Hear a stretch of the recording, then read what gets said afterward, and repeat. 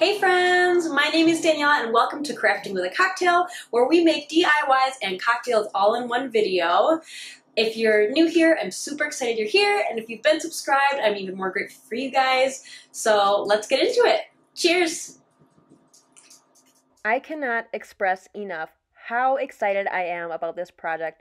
We are making this Easter terrarium completely from scratch. So what I'm doing is I'm taking a giant egg that I got at Walmart for $1.98. You could use a smaller one from like Dollar Tree or somewhere else if you'd like to, but this ended up being the perfect size for what I had envisioned. And I am taking Vaseline or petroleum jelly from the Dollar Tree as well and just rubbing it all around the egg. To do this, you will have to keep the two pieces apart or else you won't be able to remove your plaster. Now I'm using plaster strips that I had on hand because we had to use them for a project in school. And it was my first time using them, the project before this, and it was actually much easier than I expected.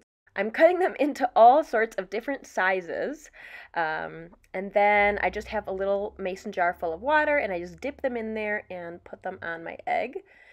I've noticed that if you get them too wet, they kind of stick to each other and crumble up into a little ball. But if you get them the perfect amount and then just really smooth in, it's almost like a grid, the way it looks. And then you take your hand and really smooth it out. It just becomes perfectly smooth. It gets in all the little extra crevices that don't have plaster on them and just becomes really smooth surfaced. My egg ended up being a bit lumpy just from all the layers. Again, I'm still pretty new to this, but I actually really like the way it looks like that. I think it has that like homemade feel, and yeah, I'm like beaming with excitement for how this turned out. So for the first part, or the top of the egg, you want to cover it about halfway. I went a little bit over half because I wanted some of that curvature of the egg to show, so I'm a little bit past half. If you can see there, I'm past like the top of it, but I leave a nice big window area because that's where we're gonna be able to like stuff or decorate our terrarium.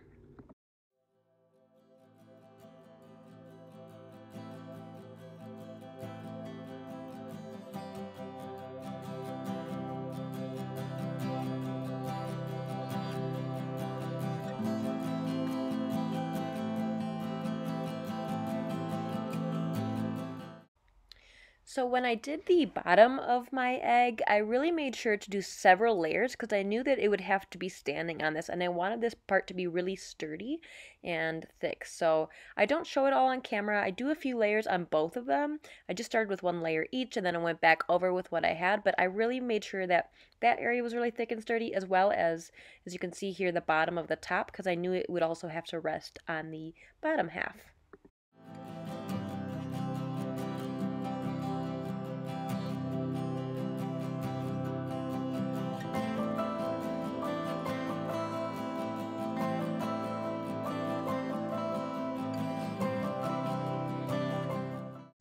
To get the pieces out of the plaster, I just kind of squished in the sides to get it to bend a little bit, and then I twisted them around. I was trying to be really careful with the top part because if it cracked in half, I don't know what I would have done. So again, I'm just kind of bending it, and then I'm able to twist and pull out the base of the egg. Gluing them together gave me quite a hard time. I tried just using the plaster at first, and then it was really hard, and then I tried hot gluing, and that, you'll see in a minute, also didn't work. So ended up being just best just using the plaster strips after all, and just being really careful to make sure that they stick and wrapping it around the edges to secure it. With the hot glue, I didn't expect it to be a permanent hold. It was more of me just trying to get it to sit temporarily while I used the rest of the plaster strips to join it all together, but it didn't end up working well enough, and about halfway across my egg, it all just kind of fell apart. So, yep, there it goes. So, like I said, I just ended up having to be really careful and working with the strips around the split area of the egg.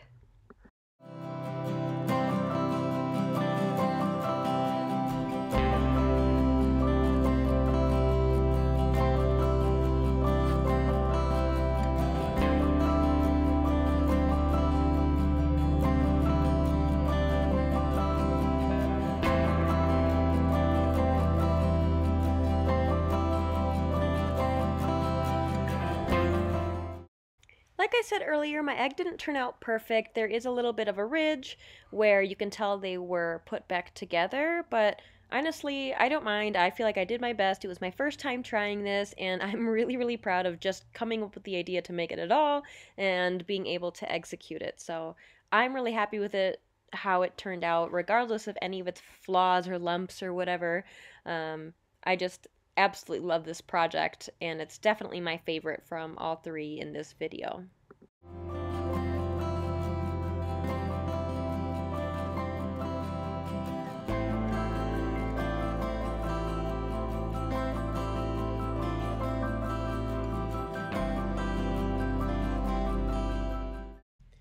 Now I'm just going to show you how I styled my egg. You could of course do this any way you wanted to, but I used a foam block in the middle, and then the excess space around it, I just stuffed a plastic bag in there just so nothing would fall.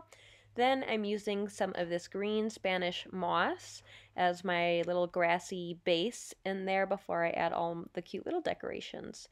So I think this color, this bright green, really pops out and makes it more vibrant and just stands out. So that's why I picked it instead of like the dried grayish brownish one. When I think of spring, I think of colors. So that was my decision making here. And then I'm just going to decorate the inside with a few different things. I added some carrots, some eggs, a little bunny head. These are all from the Dollar Tree, by the way. They come in different packs. So like the little bunny heads that I'm trying to take apart right now are in a little 2-pack that are like on stakes essentially for floral packs or whatever. And then these cute little egg ornaments come in a big pack as well. And I think the carrots come in a pack of 6. So I do end up adding a second one. It just felt a little empty. Yep, there it is. And then I couldn't decide if it needed something around the edges of the little like window area. So ultimately I did end up deciding to glue some twine around there, some jute. So I just start at one corner and take my time gluing it all the way around. And I think this turned out really nice because it just kind of helps frame it.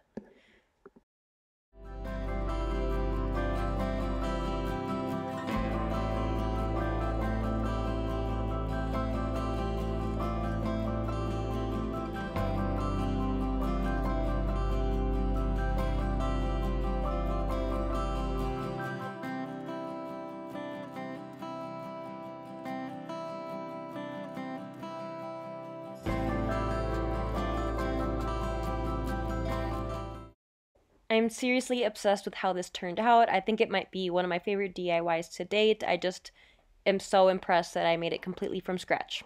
What do you guys think? You guys, today's cocktail is so good. It's actually my favorite thing to get at the movie theaters when I go. And so I decided to make my own version here at home, and it feels really springy. So yeah, let's check out what we made. Today's cocktail is a Blackberry Mojito. I had lots of mint left from another cocktail and I wanted to be able to use it up. And I thought, I haven't had a Blackberry Mojito in a while.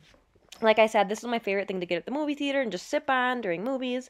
So I'm taking some fresh blackberries here and I squirted a little bit of agave on them, and I'm using the back of my spatula just to muddle them. It actually was harder to muddle them than I imagined. They just kept like escaping and slipping out from underneath my spatula.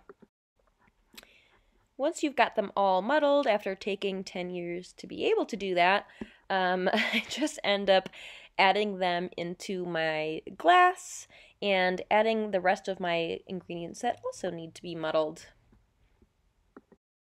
So here I am adding it to my glass, and then I add in my lime and my mints. Oh, I forgot to add limes in the pictures, guys. You also need limes. So here I am adding some mint leaves in there. I actually love the taste of mint in drinks, but I don't really like when the leafy part, like, gets in your mouth. I don't know, it just feels weird. But anyways, I added 2 slices of limes and several leaves of mint, muddled that up gently. I didn't do a whole lot to it, just enough to get some of that fragrance and deliciousness out of there. Now I'm adding a big old shot and then a second big old shot to my glass because you guys know I like my drink strong. Top it off with some of my key lime sparkling water from Walmart because, like I said in other videos, it's sweeter, tastes more like Sprite, and give it a good mix, and that's it. This is seriously delicious. Our second DIY is this cute little bunny friend that actually gave me quite a bit of trouble. Sometimes I feel like the easiest ones, I'm just like, oh, this will be super simple. And then they give me a really hard time because I oversimplify my thoughts about it.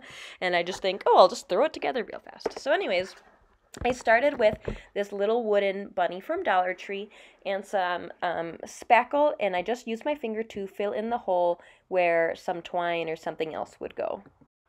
Then I'm taking this gorgeous cover to a box I got from Dollar Tree, and when I bought the box, I accidentally didn't realize that there were two covers on it. So this is just the extra cover I had, and I thought it would be perfect for this. So here is problem number one. I cannot get this tumbling block to stay, and even when I glue it, I can't get it to lean the way I want it to. So this gave me a harder time than I expected, so it took me a few times to actually get it right and get it to be able to stand and lean back a little bit instead of falling forward, which is especially important since I'm going to add the bunny on it, and that's going to add more weight.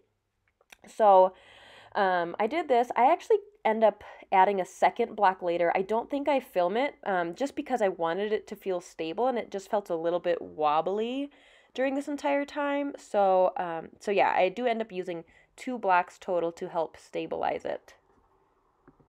Then I'm taking my bunny and a baby wipe and some antique wax from Waverly and just wiping it on there. I've seen lots of other DIYers do this too, and it's a really efficient way to get things to have like a stain wooden look to them. After that, I just glued a Jenga block to the back because I wanted it to pop out from the sign more just to give it some extra dimension. I did end up realizing eventually that the little circle where the twine would hang or whatever is apparent, but I just had to swallow my pride and deal with it. Then I took a teeny tiny little bow that I made out of some pink ribbon and put it on the bunny's neck, and I think that added a really nice, cute touch. You can see on the top of the ear that I tried re-spackling it because I didn't wait long enough the first time, and then I end up sanding it and staining it again. Yeah, I don't know why I had such a hard time with that. Other people make it look so easy.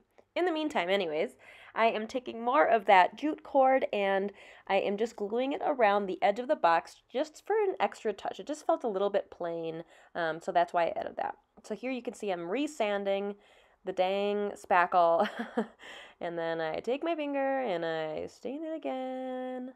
You can still kind of see it, but I'm over it. I think it turned out really cute overall. I hope you guys like it too. Hi, Bun Bun.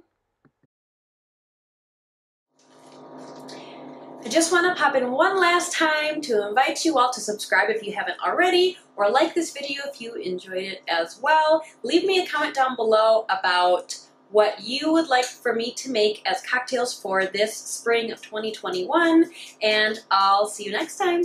Let's get back to the last DIY. Alright, this is our last DIY. It's this adorable bird's nest with some decoupaged eggs in it. So I got this particular case of these white eggs from Walmart. And I just thought they were perfect because they were easy to decorate, because they're kind of like also a plastery type of material, so it'll absorb things really well. Instead of, maybe struggling with the plastic or something. So I took this gorgeous scarf I found at Dollar Tree, and I just cut up a chunk of it where I liked the pattern, and I tried decoupaging my egg. This gave me heck and a half to do, which is so funny because I did watch Sammy's video from Unicorn Dust Designs where she decoupaged eggs with fabric and explained how much she struggled, and yet I still chose to do this. Honestly, I just really, really loved the print on this, and I didn't have a tissue paper that would have had the same sort of bright colors that I wanted, so I just chose to do it anyways. It was a tough process for sure, trying to figure out how to flatten it all out, but I think it was definitely worth it in the end.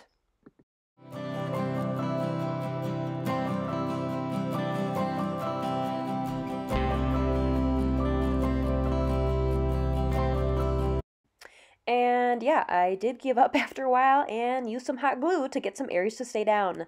Don't judge me.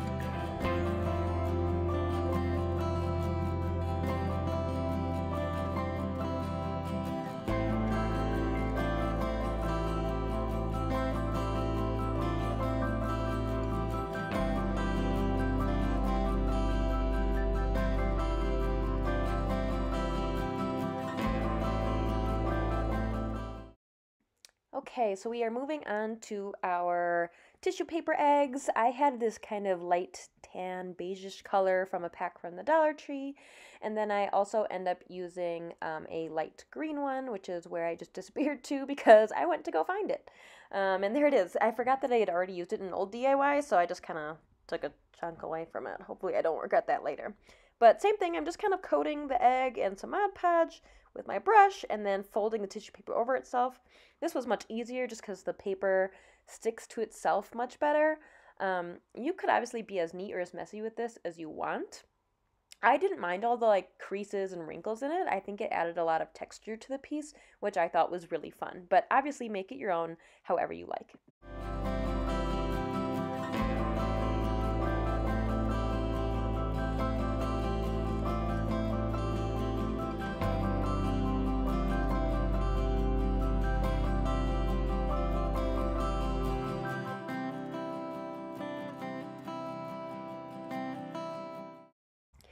So for the nest portion, I am taking this little pack of clear plastic bowls from the Dollar Tree. It comes in like a 3 or a 4 pack, and some jute cord, and I'm just hot gluing it around. I start at the top. You could start in the middle at the bottom, but I really wanted to start at the top just so, I don't know, in my head it just made more sense that it would get easier as you get to the end of the project if you're not trying to like squish it in some weird area or the pattern gets thrown off. I don't know. Maybe it's because it's wavy, but I chose to start from the top. And yeah, I literally had to glue this basically inch by inch, so I won't bore you with showing you the entire footage of that, but just wanted you to see kind of how I started it. But you're going to do that all the way around till you get to the very bottom in the center.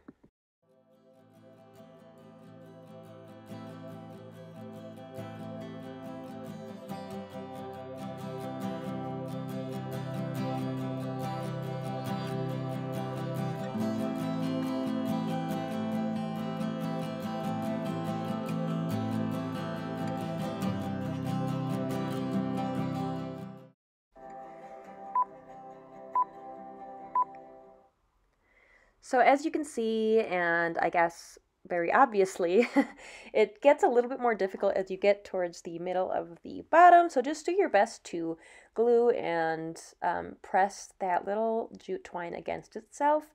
And then when there's like a small gap, it doesn't have to be like completely gone, just a small gap, you're just going to cut off the excess and really just kind of fold it on itself. And I did use a little extra glue to secure it into place because I really didn't want it to unravel or fall apart in any way. And then I'm taking a lighter to it to burn off all the little hairy parts, any extra glue danglies, and in some areas it did darken it a little bit, which I thought was kind of cool. It just gave it some extra color and texture, and also I just have a lot of fun using the lighter with that. So yeah. Now I'm taking some moss. This is the dry, like grayish, brownish, crinkly Spanish moss. This one's from Dollar Tree. That I was talking about earlier, and I just put it into my little nest, and it actually matches pretty well with the cord. Then I clean up my hot mess with my ladybug vacuum, which will be in the link below, along with the plaster strips if you're interested. And now we just put our dried decoupage eggs in it, and that's it. I think this turned out so super precious. I absolutely love them, and I love the one that has the pop of color. Thanks for your support, you guys. See you next time.